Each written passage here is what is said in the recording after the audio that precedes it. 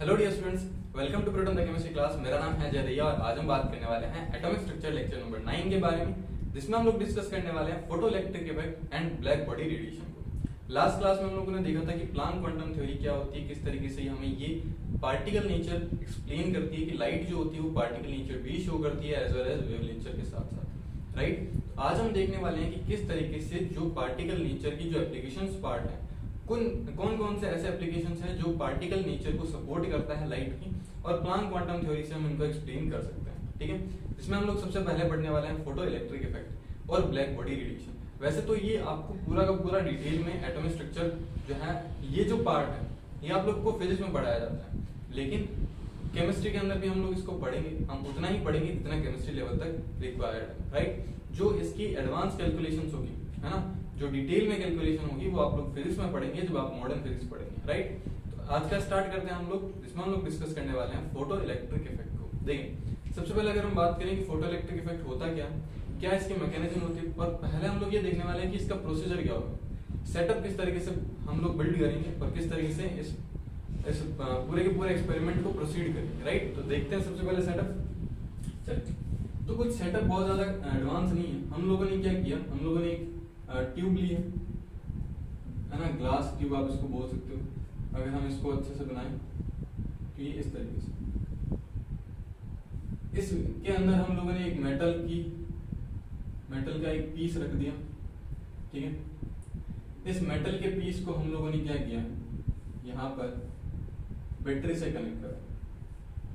मैं आपको बताऊंगा कि बैटरी से क्यों कनेक्ट करा गया, पर हम लोगों ने यहाँ पर एक इलेक्ट्रोड लगा दिया, ठीक है। कुछ इस तरीके से हो। देखो, अगर हम बात करें कि ये हमारे पास में मेटल की सरफेस है, इस मेटल की सरफेस पर अगर हमारे पास में कोई भी, हम इस पर एक लाइट को इंसिडेंट करवाते हैं, हम लोगों ने क्या करा, एक लाइट को इंसिडेंट करवाया, इस लाइट के पास में एनर्जी होगी, ठीक। अब देखना, ये जब भी हम लाइट को इंसिडेंट करवाएंगे तो यहां से क्या होगा, ये लाइट जब इस मेटल की सरफेस पर स्ट्राइक करेगी, देन यहां से क्या होगा, एक इलेक्ट्रॉन जनरेट होगा। आई होप आपको दिखाई दे रहा हो, क्लियरली विजिबल हो रहा है ना, रेड कलर है। सो एक इलेक्ट्रॉन जनरेट होगा। अब ये इलेक्ट्रॉन जो होगा वो इस इलेक्ट्रोड से लेकर के इस इलेक्ट्रोड तक ट्रेवल करेगा। अब देखो, इसकी अलग अलग पूरा का पूरा प्रोसेस होगा, वो हम बाद में पढ़ेंगे। अभी तो हम लोग क्या देख रहे हैं, अभी तो हम लोग सिर्फ देख रहे हैं कि किस तरीके से हम कॉन्सेप्ट समझ सकते हैं। फोटो इलेक्ट्रिक इफेक्ट का मेन प्रिंसिपल या मेन कॉन्सेप्ट क्या है, ठीक। हम लोगों ने लाइट इंसिडेंट करवाई और एनर्जी, इलेक्ट्रॉन यहाँ से रिलीज होगा। जैसे ही इलेक्ट्रॉन यहाँ से रिलीज होगा तो यहाँ से यहाँ पर क्या होगा, यहाँ से यहाँ इलेक्ट्रॉन का ट्रांसफर होगा, इलेक्ट्रॉन मूव करेंगे यहाँ से। जैसे ही यहाँ पर इलेक्ट्रॉन मूव करेंगे तो इसमें करंट बननी स्टार्ट होगी। तो यहाँ पर जो पाथ में करंट बनेगी, इस करंट को हम लोग क्या बोलते हैं, फोटो करंट बोलते हैं।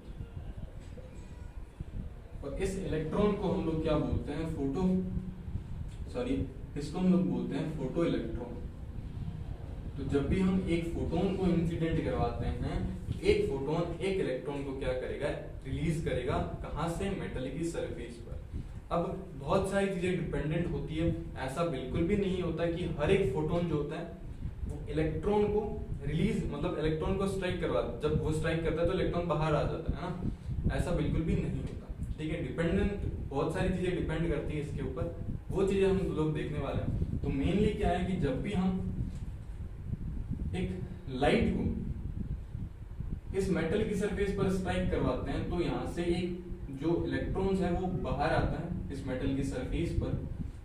ये इलेक्ट्रॉन के पास में कुछ एनर्जी होती है, तो ये यहाँ से ट्रेवल करना स्टार्ट कर देता है और एक करंट जनरेट होती है, that is known as photo current. और जो इलेक्ट्रॉन रिलीज होता है उसको हम लोग क्या बोलते हैं, फोटो इलेक्ट्रॉन्स बोलते हैं।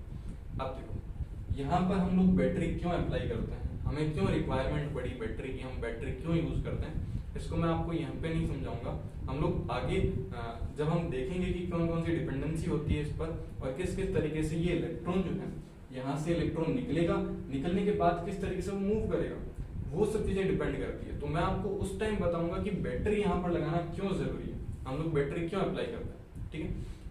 अभी आप लोग बिल्कुल भी इसकी टेंशन ना लें, क्योंकि देखो यहाँ पर बैटरी, क्योंकि करंट तो बन रही है, तो हमें एक्सटर्नल पोटेंशियल तो लगाने की जरूरत ही नहीं है, सीधा डायरेक्ट बना है, लेकिन जरूरत है डिपेंडेंसी आएगी बहुत सारी चीजों की। तो अभी मैंने आपको बताया कि ऐसा बिल्कुल भी नहीं है कि अगर एक फोटोन किसी मेटल की सरफेस पर स्ट्राइक करे और वहां से इलेक्ट्रॉन रिलीज हो, दूसरा अगर रिलीज भी हो जाए तो ये भी जरूरी नहीं है कि इलेक्ट्रॉन यहाँ से लेकर के यहाँ तक पूरा का पूरा कंप्लीटली क्या करेगा, कंप्लीटली मूव करेगा और सर्किट को कंप्लीट कर देगा, ऐसा हो जरूरी नहीं।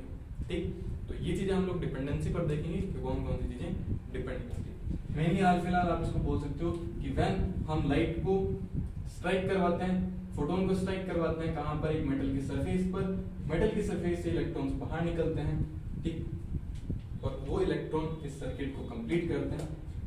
जो इलेक्ट्रॉन मेटल की सरफेस से बाहर आते हैं, जो इलेक्ट्रॉन्स कम्स आउट इलेक्ट्रॉन्स होते हैं, उनको हम लोग क्या बोलते हैं, फोटो इलेक्ट्रॉन्स बोलते हैं। ठीक है, और उन फोटो इलेक्ट्रॉन की वजह से जो करंट जनरेट होती है, उनकी ट्रेवल की वजह से जो करंट जनरेट होती है, उनको हम लोग क्या बोलते हैं, फोटो करंट बोलते हैं। ठीक है, तो ये आप लोग डेफिनेशंस पता कर सकते हो, इस तरीके से डेफिनेशंस होती है, ये कॉन्सेप्ट होता है, बहुत सिंपल सा कॉन्सेप्ट है। इस पर क्वेश्चन बनते हैं इसके एप्लीकेशन पार्ट पर। ठीक है, कौन कौन सी चीजें इस पर डिपेंड करती है, उनकी रिलेशन हम लोग निकाल करके क्वेश्चन प्रैक्टिस कर सकते हैं। तो सबसे पहले हम लोग देखने वाले हैं कि कौन कौन सी चीजें इस पर डिपेंड करेगी, हमारे पास में क्या क्या चीजें होना चाहिए। देखो, अब हम बात करते हैं कि कौन कौन सी, पहले अगर हम बात करें वो हमारे पास में आता है थ्रेशोल्ड फ्रीक्वेंसी। फर्स्ट अगर हम बात करें threshold frequency, sorry threshold wavelength लिख लेना आप पहले। ठीक है, थ्रेशोल्ड वेवलेंथ को भी पढ़ने से पहले अपन पहले एनर्जी पढ़ लेते हैं, क्योंकि वेवलेंथ से बाद में आपको समझ में नहीं आया। थ्रेशोल्ड एनर्जी, थ्रेशोल्ड एनर्जी जो होती है, इसको हम लोग वर्क फंक्शन भी बोलते हैं। क्या बोलते हैं, वर्क फंक्शन।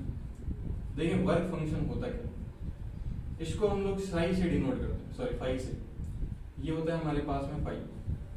थ्रेशोल्ड एनर्जी क्या होती है, देखो थ्रेशोल्ड का मीनिंग क्या होता है कि एक क्रिटिकल की उतनी तो कम से कम होनी चाहिए कि वो इलेक्ट्रॉन को बाहर निकाल दे, है ना भाई। थ्रेशोल्ड का मतलब क्या होता है कि हमारे पास में इतनी तो होनी ही चाहिए, कोई काम को कंप्लीट करने के लिए, कोई वर्क को कंप्लीट करने के लिए हमें इतनी एनर्जी रिक्वायर्ड होती है, हमारे पास में हमारी स्ट्रेंथ इतनी होनी चाहिए, वो एक थ्रेशोल्ड पॉइंट बन जाता है।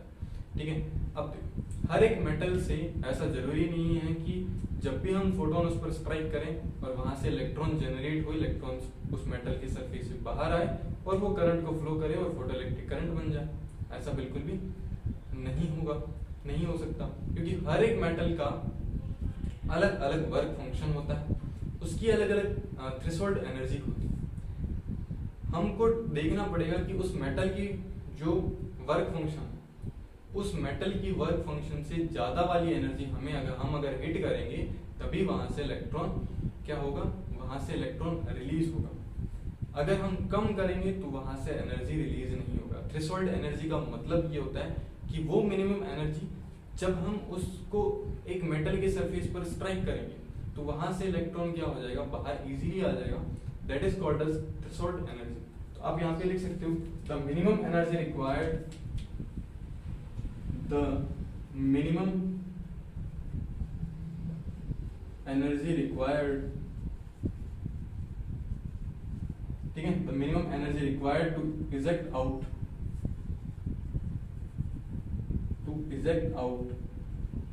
an electron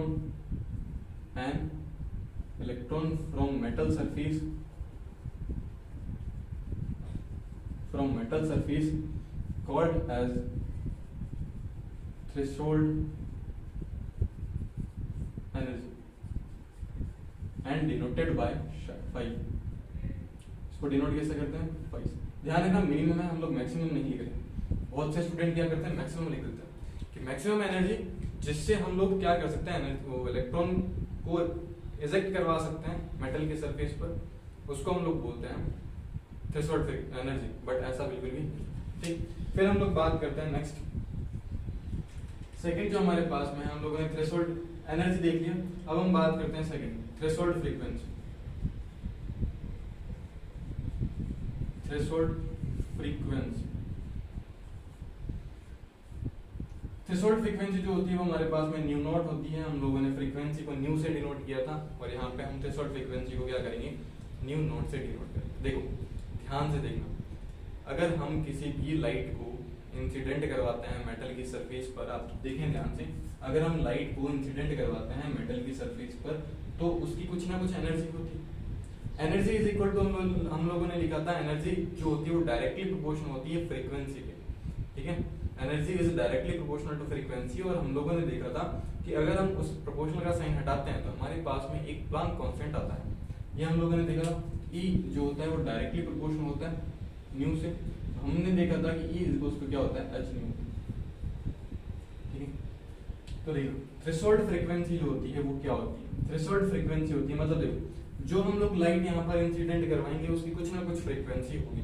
अलग अलग फ्रीक्वेंसी पर, जरूरी नहीं है कि एक ही फ्रीक्वेंसी पर हम लोगों ने एक मेटल पर इलेक्ट्रॉन को इजेक्ट तो करवा लिया, लेकिन ऐसा बिल्कुल भी नहीं है कि हम उसी फ्रीक्वेंसी से दूसरे मेटल की सरफेस से भी हम इलेक्ट्रॉन को इजेक्ट करवा सकते हैं, क्योंकि हो सकता है वो उसके मेटल पर डिपेंड करे, है ना। इस तरीके से हम इजेक्ट आउट नहीं करवा सकते। हम लोग यहाँ पे लिख सकते हैं कि the minimum energy required, sorry the minimum frequency required to eject out an electron from metal surface, ठीक है, called as threshold frequency, और इसको म्यू नॉट से डिनोट करते हैं, ठीक है। तो ये हमारे पास में होता है थ्रेशोल्ड फ्रीक्वेंसी और थ्रेशोल्ड एनर्जी। तो थ्रेशोल्ड फ्रीक्वेंसी और थ्रेशोल्ड एनर्जी जो होती है वो हमारे पास में मिनिमम होती है कि इतनी मिनिमम, इतनी तो आपको चाहिए, मतलब वो उसके लिए जिससे हम लोग इलेक्ट्रॉन को इजेक्ट इजीली करवा सकते हैं, राइट। चलिए अब देखो सबसे लास्ट पॉइंट जो हम बात करने वाले हैं वो हमारे पास में आएगा थ्रेशोल्ड वेवलेंथ। इसमें और इन सब में दोनों में कंफ्यूजन होती है। यहाँ पे आप लोगों को देखेगा नहीं तो मैं यहाँ पे लिख देता हूँ, बहुत सिंपल है, वैसे आपको लिखने की जरूरत है, थ्रेशोल्ड वेवलेंथ।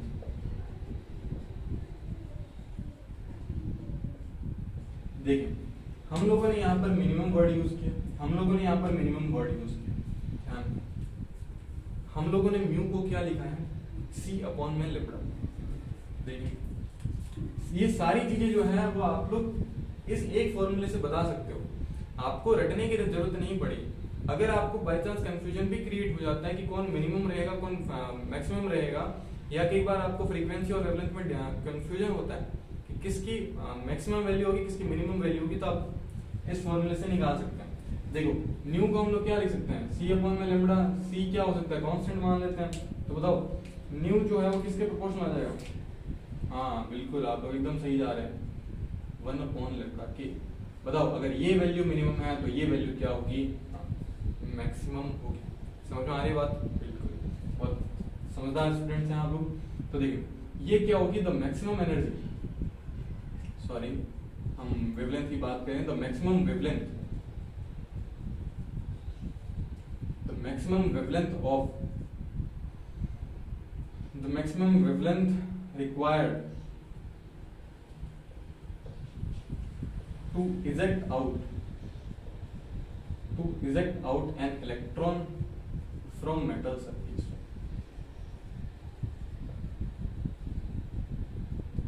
ये हमारे पास में क्या आ जाएगी, थ्रेशोल्ड वेवलेंथ आ जाएगी। थ्रेशोल्ड वेवलेंथ को हम किससे डिनोट करेंगे, थ्रेशोल्ड वेवलेंथ को हम लोग डिनोट करेंगे लैम्डा नॉट से। आप यहाँ से एक रिलेशन बना सकते हैं, क्या रिलेशन आएगा देखिए, थ्रेशोल्ड एनर्जी जो हमारे पास में E जो होगा वो क्या आ जाएगा, फाइव इज इक्वल टू क्या होगा हमारे पास में h न्यू नॉट।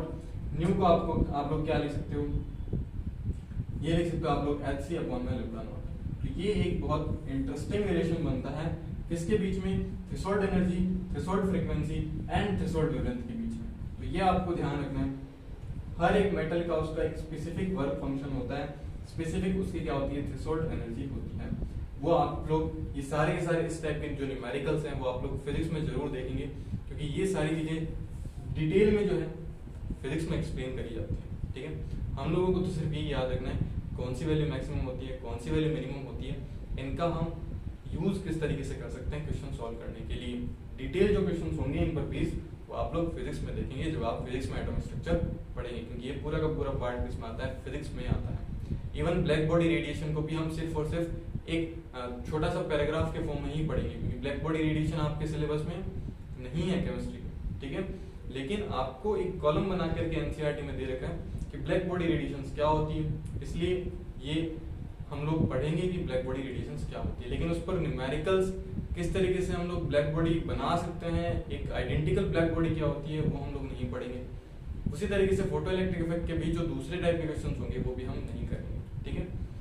जो फिजिक्स से रिलेटेड है वो हम नहीं करेंगे, वो आप फिजिक्स में जरूर पढ़ेंगे, ओके।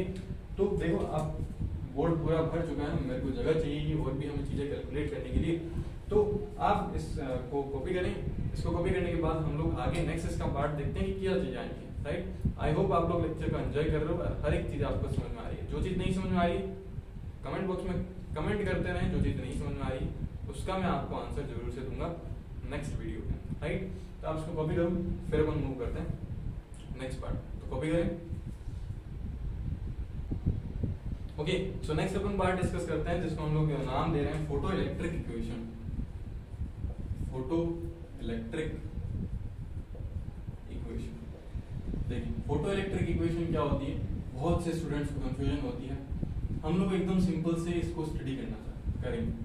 देखो मेन कंफ्यूजन कब क्रिएट होती है, कंफ्यूजन हमें तब क्रिएट होती है जब हम लोग हर एक चीज को रटना स्टार्ट करते हैं, हम लोग डेफिनेशन रटना स्टार्ट कर देते हैं, हम लोग कॉन्सेप्ट को रटना स्टार्ट कर देते हैं। आप थ्योरी को बाद में याद करने की ट्राई करें, पहले आप लोग कॉन्सेप्ट समझने की कोशिश करें। एक बार आपको कॉन्सेप्ट समझ में आ गया तो आप उसकी थ्योरी आराम से बना सकते हो। अगर आपके पास में हल्की सी वर्डिंग आपको पता है तो इजीली आप लोग थ्योरी बना सकते हो। इसीलिए आप लोगों ने देखा होगा मैं कभी इतनी ज्यादा थ्योरीज नहीं लिखता। क्यों नहीं लिखता? ताकि आपकी भी प्रैक्टिस हो ही रहे, आप लोग थ्योरी इजीली बना सकते हो। थ्योरी तो बुक में भी बनती है, लेकिन हमें कॉन्सेप्ट समझ में नहीं आता। मेन इंपॉर्टेंट बात आती है कि आपको कॉन्सेप्ट समझ में आना चाहिए। अगर आपको कॉन्सेप्ट समझ में आता है इजीली तो आप लोग किसी भी क्वेश्चन को सॉल्व कर सकते हो, किसी भी टाइप की थ्योरी बना सकते हो। देखिए फोटो इलेक्ट्रिक इक्वेशन क्या होती है, हम लोग इसको समझते हैं एग्जांपल से। मान लो हमारे पास में एक मेटल की सरफेस है, इस मेटल की सरफेस का कुछ ना कुछ वर्क फंक्शन होगा जिसको हम लोगों ने फाई डिनोट करते हैं। इस मेटल की सरफेस पर हम लोग क्या कर रहे हैं, हम लोग एक लाइट को इंसिडेंट करवा रहे हैं। ये हम लोगों ने लाइट को इंसिडेंट करवाया, इसको हम लोग बोल देते हैं ई आई। इसकी जो एनर्जी है वो क्या है, ई आई। ई आई हमारे पास में क्या होगा, energy of incident light, energy of incident light, ठीक। इंसिडेंट लाइट की जो एनर्जी है उसको हमने ई आई मान लिया। ध्यान से देखो, जब भी हम मेटल की सरफेस पर एक लाइट को इंसिडेंट करवाते हैं तो देखो यहाँ पे क्या होगा, एक इलेक्ट्रॉन इजेक्ट होगा। हम लोग मान के चल रहे हैं यहाँ से एक इलेक्ट्रॉन आएगा बाहर, ये इलेक्ट्रॉन आया। अब ये इलेक्ट्रॉन जो होगा ये आगे मूव करेगा, इसके पास जो है इसकी कुछ काइनेटिक एनर्जी होगी। अब देखो ध्यान से, लोग यहीं तक रह जाते हैं पर यहीं पे बहुत सारी कंफ्यूजन होती है। मैंने आपको भी बोला था कि बैटरी हम यूज क्यों करते हैं, उसका रीजन यहीं पे मिलेगा आपको। देखो ध्यान से, हमारे पास में जो ई आई है, ये जो इंसिडेंट एनर्जी है, इस इंसिडेंट एनर्जी का हम लोग दो तरीके से यूज करते हैं। फर्स्ट हम लोग करते हैं to eject out electron, to eject out electron from metal surface.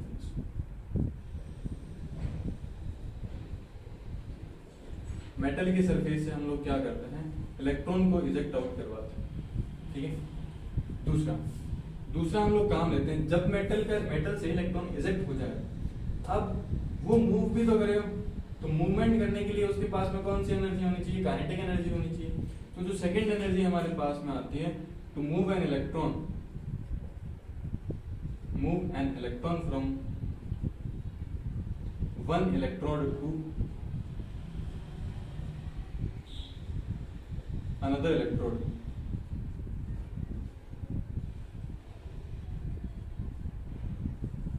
So kinetic energy required.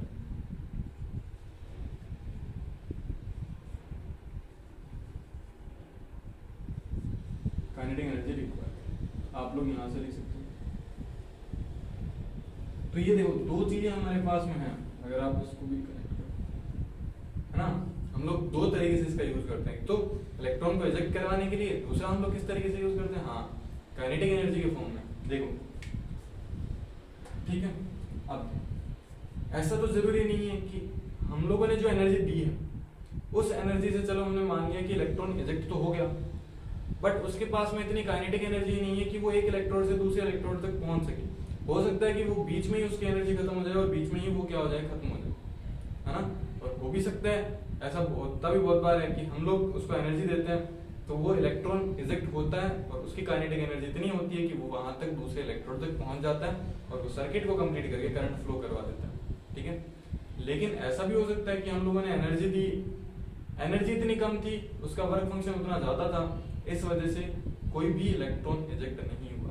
तो किस तरीके से इलेक्ट्रॉन इजेक्ट होगा, कब इलेक्ट्रॉन इजेक्ट नहीं होगा, वो तो हम अभी कंडीशंस देखेंगे कि फोटो इलेक्ट्रिक इफेक्ट की कंडीशंस क्या होनी चाहिए, तब जाकर के इलेक्ट्रॉन इजेक्ट होगा और इजेक्ट होने के बाद में वो क्या करेगा, करंट फ्लो करेगा। अब देखो, अगर इसके पास में एनर्जी इतनी है कि वो इस इलेक्ट्रोड से दूसरे इलेक्ट्रोड तक जा सके तो हमें बैटरी यूज करने की जरूरत नहीं पड़ेगी। लेकिन हम बैटरी तब यूज करते हैं, मान लो कुछ ऐसे भी इलेक्ट्रॉन्स होंगे, ऐसा तो होगा नहीं कि सारे के सारे इलेक्ट्रोड जो है वो दूसरे इलेक्ट्रोड तक पहुंच रहे हैं। ऐसा भी होगा कि हमारे पास में क्या होगा, कुछ इलेक्ट्रॉन तो दूसरे इलेक्ट्रोड तक पहुंच रहे हैं, लेकिन कुछ इलेक्ट्रोड के पास में उतनी एनर्जी है ही नहीं कि वो वहां तक पहुंच सके। तो हम लोग क्या करते हैं, हम लोग एक्सटर्नल पोटेंशियल जो है वो अप्लाई करते हैं और एक्सटर्नल पोटेंशियल अप्लाई करके हम लोग उनको दूसरे इलेक्ट्रोड तक पहुंचाते हैं। तो ये रीजन होता है बैटरी कनेक्ट करने का एक फोटो इलेक्ट्रिक सर्किट के अंदर।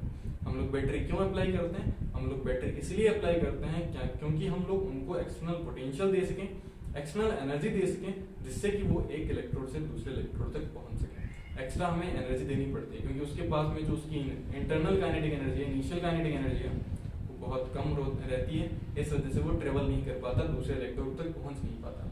अगर नहीं पहुंचेगा तो करंट फ्लो नहीं होगी, हमारे पास में फोटो करंट जनरेट नहीं होगी, ठीक है। खाली इलेक्ट्रॉन के इजेक्ट होने से फोटो इलेक्ट्रिक करंट नहीं बनती, ध्यान रखना, फोटो करंट नहीं बनती है। इलेक्ट्रॉन इजेक्ट हुआ, इजेक्ट होने के बाद में वो वहां तक दूसरे इलेक्ट्रोड तक पहुंचे, उसके लिए रिक्वायर्ड क्या है, काइनेटिक एनर्जी रिक्वायर्ड है। उसके पास इतनी काइनेटिक एनर्जी होनी चाहिए कि वो दूसरे इलेक्ट्रोड तक इजीली पहुंच सके, ठीक। तो ये हमारे पास में होता है। अब देखो हम लोग यहाँ पर एनर्जी का फॉर्मूला डिराइव करते हैं, एनर्जी का फॉर्मूला लिखते हैं, वो किस तरीके से आएगा। हम लोगों ने EI देखा, देखो EI जो होगा वो क्या होगा, 5 प्लस काइनेटिक एनर्जी, और ये काइनेटिक एनर्जी, इसको काइनेटिक एनर्जी मैक्सिमम बोलते हैं कि इतनी तो होनी चाहिए उसके पास। EI 5 प्लस क्या आ जाएगा हमारे पास में, काइनेटिक एनर्जी आ जाएगी। हम लोगों ने अभी देखा कि 5 जो होता है वो क्या होता है, 5 जो होता है हमारे पास में h न्यू नॉट, और हम लोग लिख सकते हैं hc अपॉन लैम्डा नॉट, लिख सकते हैं। इसी तरीके से हम लोग यहाँ पे भी क्या लिख सकते हैं, E इक्वल्स टू क्या हो जाएगा, h nu is equals to h nu naught plus kinetic energy maximum. हमें तो क्या पता करनी है, यहाँ से काइनेटिक एनर्जी पता करनी है। तो बताओ काइनेटिक एनर्जी का फॉर्मूला क्या आएगा, काइनेटिक एनर्जी का फॉर्मूला आएगा, आप लोग क्या लिखोगे, h new minus h nu not, ये बनेगा। आप यहाँ से ग्राफ बना सकते हो, ग्राफ क्या बनेगा, y is equal to mx plus c, ठीक है, y is equal to mx plus c। आप लोग ग्राफ किसके बीच में बना रहे हो, काइनेटिक एनर्जी, और देखो h तो कांस्टेंट है, हाँ x क्या है, म्यू। इन दोनों के बीच में अगर आप ग्राफ बनाओगे तो ग्राफ स्टार्ट होगा यहाँ से, है ना, यहाँ से स्टार्ट होगा, और इसकी जो इंटरसेप्ट आएगी वो क्या आ रही है, नेगेटिव आ रही है ना, तो यहाँ पे इंटरसेप्ट इसकी क्या आ जाएगी, नेगेटिव आ रही है, हाँ, वो किसके इक्वल हो जाएगा, म्यू नॉट के इक्वल हो जाएगा। तो यहाँ पे जो स्लोप आएगा वो स्लोप किसके इक्वल होगा, h के इक्वल हो जाएगा, m हो जाएगा।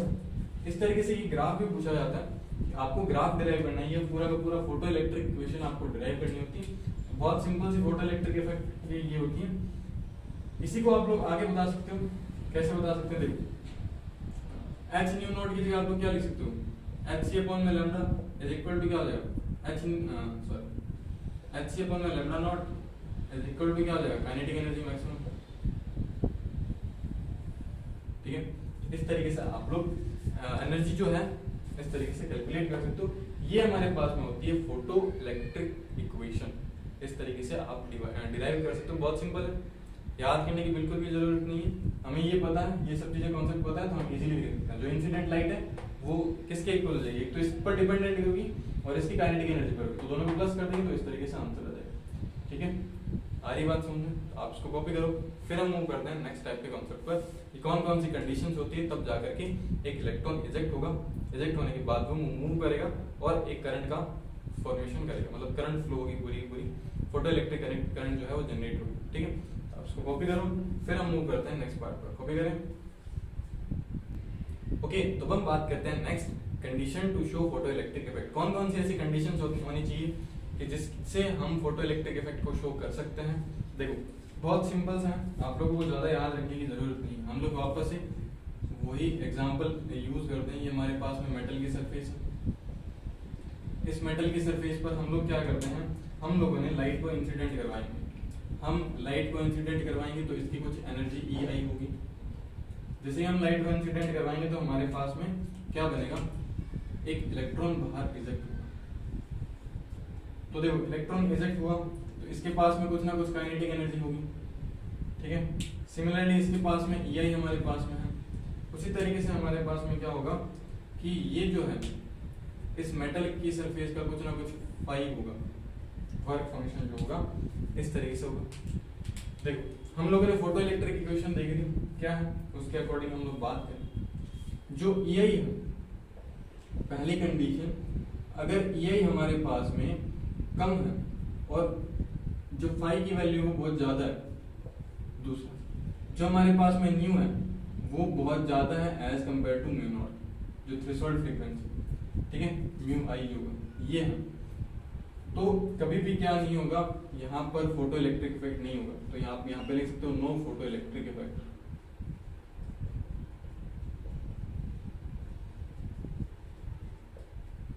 ठीक है, क्योंकि देखो म्यू नॉट अभी भी ज्यादा है, मतलब थ्रेशोल्ड फ्रीक्वेंसी ज्यादा है, तो आपको थ्रेशोल्ड फ्रीक्वेंसी को क्रॉस करना पड़ेगा। वो जो क्रॉस नहीं हो रही, इस वजह से फोटो इलेक्ट्रिक इफेक्ट नहीं होगा। दूसरा, अब आप क्या कर सकते हो कि जो ई आई की वैल्यू है या तो ज्यादा हो या बराबर हो किसके, फाई के, या म्यू आई की वैल्यू जो है वो ज्यादा हो या बराबर हो म्यू नॉट के। तो यहाँ पर फोटो इलेक्ट्रिक इफेक्ट शो होगा, शो फोटो इलेक्ट्रिक इफेक्ट।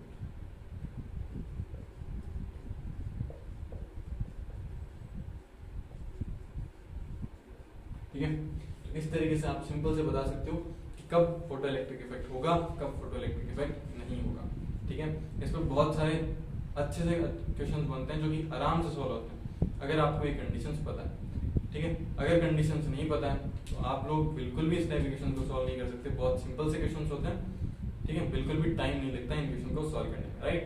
तो ये कुछ कंडीशंस हैं हमारे पास में, बस आपको ये कंडीशंस याद रखनी। आप इजीली क्या कर सकते हो, जो है कैलकुलेशन करके आप इजीली पता कर सकते हो अगर वैल्यू ज्यादा है या वैल्यू कम है, शो होगा या फिर नहीं होगा, राइट। तो आप इसको कॉपी करो, फिर हम मूव करते हैं नेक्स्ट। तो इसी तरीके से हम लोग नेक्स्ट जो है हम पार्ट पढ़ रहे हैं वो हमारे पास में है स्टॉपिंग पोटेंशियल। वैसे तो स्टॉपिंग पोटेंशियल जो है वो आपको फिजिक्स में पढ़ाया जाता है, बट हम थोड़ा बहुत देख लेते हैं। देखो नाम से पता चला है स्टॉपिंग पोटेंशियल होता क्या है। जब हम यहाँ पर कुछ इस तरीके से सेटअप बनाते हैं और यहाँ पर हम लोग क्या कर देते हैं, इस बार हम लोग बैटरी को उल्टा लगा देंगे इस तरीके से। तो यहाँ पर अगर हम लाइट जनरेट करेंगे और यहाँ से इलेक्ट्रॉन निकलेगा, बहुत सिंपल सा कॉन्सेप्ट है, इलेक्ट्रॉन निकलेगा। तो हमें कई बार फोटो इलेक्ट्रिक इफेक्ट को कंट्रोल करना होता है। तो कंट्रोल करने के लिए हम लोग वहां पर क्या यूज करते हैं, स्टॉपिंग पोटेंशियल को यूज करते हैं। स्टॉपिंग पोटेंशियल क्या होता है, स्टॉपिंग पोटेंशियल वो होता है जब यहाँ से इलेक्ट्रॉन रिलीज होगा, जो कि मोस्ट एनर्जेटिक इलेक्ट्रॉन होगा, मोस्ट एनर्जेटिक फोटो इलेक्ट्रॉन होगा, उसको रोकने के लिए हम इधर से क्या कर देंगे, अपोजिट पोटेंशियल अप्लाई कर देंगे, हाँ अपोजिट चार्ज अप्लाई कर देंगे। तो अपोजिट चार्जेस अप्लाई होंगे तो बताओ क्या यहाँ से इलेक्ट्रॉन अंदर आ सकेंगे। अब ऐसा नहीं होगा कि अचानक से इलेक्ट्रॉन आना ही बंद हो जाएंगे। जो मोस्ट इलेक्ट्रॉन एनर्जी वाले होते हैं वो तो फटाक से आ जाएंगे एक बार के लिए, तो लेकिन धीरे धीरे उसकी स्पीड क्या होती जाएगी, कम होती जाएगी। ठीक है, तो आप लोग यहाँ पे लिख सकते हो the reverse potential to stop, the reverse potential to stop reaching most energetic photoelectron to anode from cathode potential called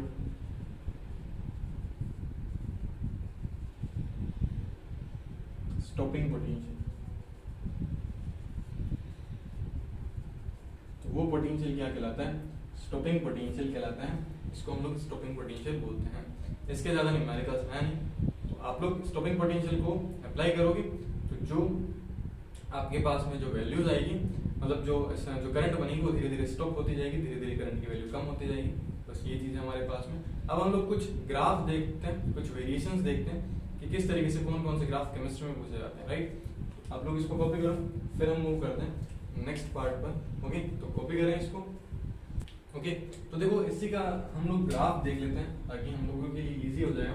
देखो ग्राफ कैसे करेंगे, अगर हम लोग यहाँ पर देखें कि जो रिवर्स जो वोल्टेज होगा उसका वर्क डन जो होगा वो हम लोग किस तरीके से डिफाइन कर सकते हैं, किस तरीके से एक्सप्लेन कर सकते हैं, तो वर्क एनर्जी थ्योरम से हम लोग इसको एक्सप्लेन कर सकते हैं।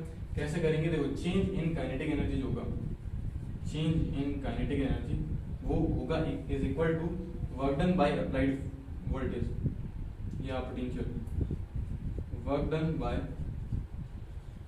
Applied potential. ठीक है, तो देखो काइनेटिक एनर्जी जो होगी वो हो जाएगी हमारे पास में ईवी नॉट, तो ये हो जाएगा हमारे पास में ईवी नॉट। तो काइनेटिक एनर्जी हमारे पास में ईवी नॉट हो जाएगी। अगर काइनेटिक एनर्जी हमारे पास में ईवी नॉट होगी तो बताओ फोटो इलेक्ट्रिक इक्वेशन क्या आएगी? E equals to psi plus kinetic energy, और काइनेटिक एनर्जी की जगह हम लोग क्या लिख सकते हैं? ईवी नॉट लिख सकते हैं। तो हमारे पास में EI की वैल्यू क्या आ जाएगी? Psi plus eV naught. बस आप लोग यहाँ पर वैल्यूज पुट करें, वैल्यू पुट करोगे तो देखो क्या आएगा? H nu is equal to H nu naught plus eV naught.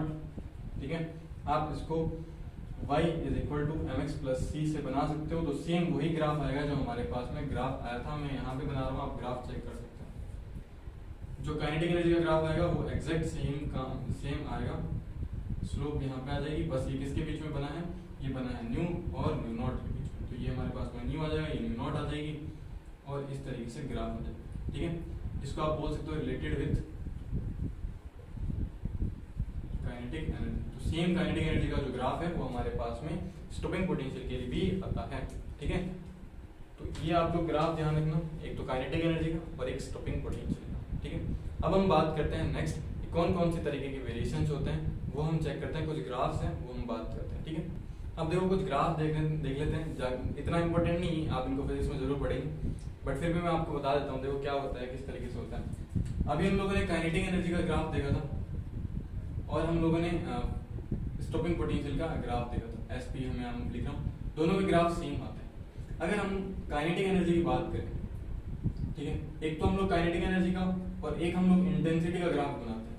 ठीक है, हम लोग ग्राफ बनाते हैं किसके बीच में? इंटेंसिटी और काइनेटिक एनर्जी। अगर आप इंटेंसिटी इंक्रीज करते जाएंगे तो काइनेटिक एनर्जी जो होगी वो हमेशा एक आपको इस तरीके से ग्राफ मिलेगा। ठीक है, इसका आपको इतना नहीं है कि आप लोग इस तरीके से ग्राफ को कैलकुलेट करेंगे, आप इसको पूरा फिजिक्स में पढ़ेंगे, बट इंटेंसिटी से आप अगर आप काइनेटिक एनर्जी करेंगे तो बिल्कुल भी नहीं होगा। मैं आपको समझाता हूँ किस तरीके से। देखो हमारे पास में ये मेटल सरफेस है और मेटल सरफेस पर हम लोगों ने एक फोटोन इंसिडेंट करवाया। एक फोटोन से हम लोगों ने देखा कि यहाँ पे 3 इलेक्ट्रॉन वोल्ट की काइनेटिक एनर्जी जनरेट हो रही है। हम लोगों ने 2 फोटोन दूसरा करा तो फिर भी यहाँ पे 3 इलेक्ट्रॉन वोल्ट ही आ रहा है। हम लोगों ने इसकी इंटेंसिटी और बढ़ा दी, हम लोगों ने 3 कर दी, फिर भी हमारे पास में क्या आ रहा है? 3 इलेक्ट्रॉन वोल्ट ही आ रहा है। मतलब कि आप अगर इंटेंसिटी को इंक्रीज करेंगे तो काइनेटिक एनर्जी कोई भी चेंज नहीं होगी, उसमें इंक्रीमेंट नहीं होगा, तो हमेशा कांस्टेंट रहेगी। ठीक है, एक तो ये ग्राफ आ सकता है। दूसरा अगर हम बात करें फोटो करंट का, तो देखो फोटो करंट जो होती है, फोटो करंट डिपेंडेंट करती है इंटेंसिटी पर। तो फोटो करंट का जो ग्राफ आएगा वो कुछ इस तरीके से आएगा। कभी भी फोटो करंट का देखो यहाँ पर एक हमारे पास में आप लोग ये बोल सकते हो न्यू नॉट होता है। हाँ?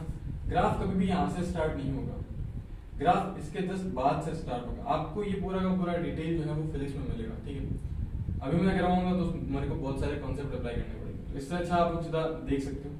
ग्राफ यहाँ से स्टार्ट ना होकर के कुछ थोड़ा आगे जाएगा, जो मैंने डार्क बनाया, फिर ग्राफ यहाँ से स्टार्ट होगा, फिर कुछ बढ़ेगा और यहाँ तक उसकी क्या आ जाएगी? I1 इंटेंसिटी आ जाएगी। हमने नंबर ऑफ फोटॉन्स बढ़ाएंगे तो उसकी इंटेंसिटी बढ़ेगी। ध्यान रखना, नंबर ऑफ फोटॉन्स बढ़ाएंगे तो इंटेंसिटी बढ़ेगी। नंबर ऑफ फोटॉन्स बढ़ा रहे हैं मतलब फोटो करंट बढ़ रही है।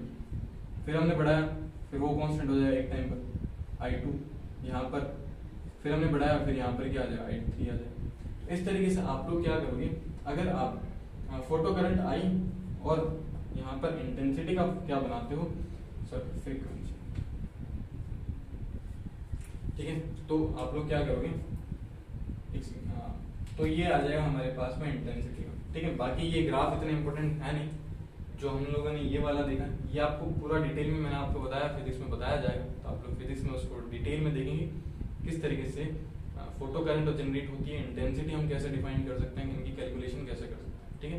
फिर केमिस्ट्री में तो हमारे सिर्फ और सिर्फ इतना ही है, ज़्यादा है, राइट। तो यहाँ पर फोटो इलेक्ट्रिक इफेक्ट जो है वो हमारे पास में खत्म हो जाता है। मैं आपको थोड़ा सा आइडिया देता हूँ black body radiation, sorry black body radiation क्या होती है उसका मैं बताता हूँ। देखो क्या होता है कि ब्लैक बॉडी रेडिएशन कौन सी होती है, ऐसे ऑब्जेक्ट जो कि क्या करते हैं, सारी की सारी लाइट को एब्जॉर्ब कर लेते हैं और कुछ ऐसी रेडिएशन को एमिट करते हैं जिनको हम देख नहीं सकते। एक लो टेम्परेचर पर जो ऑब्जेक्ट्स होते हैं वो IR रीजन की लाइट रेडिएशंस को एमिट करते हैं, इस वजह से वो हमें ब्लैक दिखाई देते हैं या फिर ग्रे कलर के दिखाई देते हैं। जैसे लोहा होता है, आयरन को अगर हम नॉर्मल कंडीशन पर रूम टेम्परेचर पर रखते हैं तो वो हमें ग्रे या फिर ब्लैक कलर का दिखाई देता है, जनरली ग्रे दिखाई देता है। क्यों?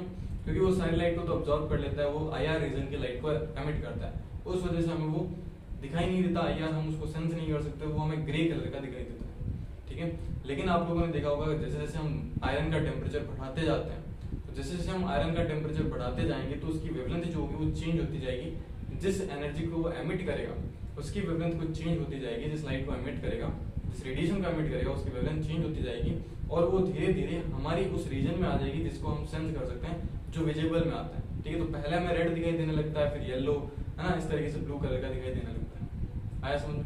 तो यही होता है। और दूसरा, आप ब्लैक बॉडी को एक आइडियल, हम एक एक्चुअल में ब्लैक बॉडी नहीं बना सकते, हम लोग एक आइडियल मान के चलते हैं कि हम लोगों ने क्या किया है कि हमने एक क्यूब लिया,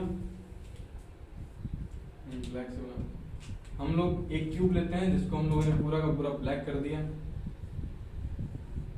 और इस ब्लैक के अंदर हम लोग क्या कर रहे हैं, एक छोटा सा होल कर रहे हैं। मान लो यहाँ से हम लोगों ने एक छोटा सा होल कर दिया, तो यहाँ से लाइट आएगी, वो लाइट इसी के अंदर रह जाती है, पूरी पूरी ये लाइट जो होती है वो पूरी एब्जॉर्ब कर ली जाती है इस पूरे के पूरे पार्ट पर, इस पूरे के पूरे क्यूब के अंदर। तो हमें ये पूरा का पूरा एज ए किसकी तरह बिहेव करता दिखाई देता है, ब्लैक बॉडी की तरह बिहेव करता है। आप पूरा का पूरा आइडियल जो ब्लैक बॉडी होती है वो आप नहीं बना सकते, है ना। किसी भी ऑब्जेक्ट को हम ये नहीं बोल सकते ये कंप्लीटली ब्लैक बॉडी है, ठीक है। बट हाँ, हम लोग ये कॉन्सेप्ट लेकर के चलते हैं, बट इससे ज्यादा आप लोग ब्लैक बॉडी का है नहीं। ब्लैक बॉडी रेडिएशन किस तरीके से होती है, क्या क्या क्वेश्चंस बनती है, क्या क्या हम इसको एक्सप्लेन कर सकते हैं, वो बिल्कुल भी है नहीं। आप लोग इस पर ज्यादा ध्यान ना दें, आप लोग तो सिर्फ फोटो इलेक्ट्रिक इफेक्ट पर भी ध्यान दें, ठीक है। बस उतना ही है आपके पास में, हम लोग फोटो इलेक्ट्रिक इफेक्ट तक ही पढ़ेंगे। ब्लैक बॉडी रेडिएशन को बस समझाना था, ब्लैक बॉडी रेडिएशन क्या होती है, ये सारी की सारी एनर्जी को एब्जॉर्ब कर लेती है जो इस पर इंसिडेंट होती है।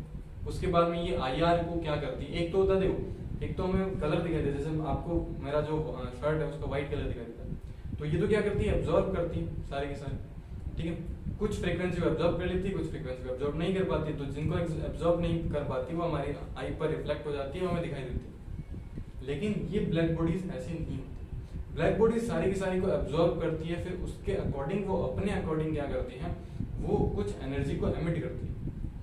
अगर वो एनर्जी, वो जो रेडिएशन है वो हमारे विजिबल रीजन के अंदर है तो तब तो हमें दिखाई दे देगा, अगर विजिबल रीजन में नहीं है तो हमें दिखाई नहीं देगा, ठीक है। तो इस तरीके से ये ब्लैक बॉडी रेडिएशन, ये ब्लैक बॉडीज काम करती है, ठीक है। सो आई होप आपको ये पूरा का पूरा कॉन्सेप्ट समझ में आया होगा। यहाँ पर हम लोगों का मैक्सिमम जो पार्ट है वो खत्म हो गया। अब हमें जो पढ़ना है वो हमें ड्यूअल नेचर पढ़ना है, हाइजेनबर्ग अनसर्टेनिटी पढ़नी है, ये कुछ ऐसे हैं जिनके अंदर कुछ न्यूमेरिकल्स है वो हमें पढ़ना है। देन उसके बाद में हमारा लास्ट पार्ट रहेगा Schrodinger wave equation, node and nodal plane and quantum numbers, right. तो बहुत जल्दी ये चैप्टर कंप्लीट हो जाएगा, तो लगभग 4 से 5 लेक्चर और रहेंगे और ये कंप्लीट हो जाएगा, राइट। मिलते हैं नेक्स्ट क्लास के अंदर। और हाँ, एक चीज और, अगर आप लोग हमारी लाइव क्लास ज्वाइन करना चाहते हैं तो आपको कम्युनिटी बॉक्स के अंदर आप जाकर के देख सकते हो, वहाँ पे एक लिंक दे रखा है, वो आप उसको टैप करेंगे तो आप हमारी लाइव क्लासेस के अंदर ज्वाइन कर सकते हैं, ठीक है। आप ज्वाइन करके देख सकते हैं। दूसरा, अभी शॉर्ट वीडियोस के अंदर आप लोगों ने देखा होगा कि हम लोग कुछ नीट और जेईई मेंस के जो प्रीवियस क्वेश्चंस हैं उनको हम पे डिस्कस कर रहे हैं, ठीक है। तो आप लोग चाहो तो वो वीडियोस भी देख सकते हो, राइट। मिलता है नेक्स्ट लेक्चर के अंदर जिसमें हम लोग बात करेंगे next dual nature of light के बारे में, डी ब्रोगली के अकॉर्डिंग हम बात करेंगे, हाइजेनबर्ग अनसर्टेनिटी पढ़ेंगे। मिलता है नेक्स्ट क्लास के अंदर, तब तक के लिए गुड बाय।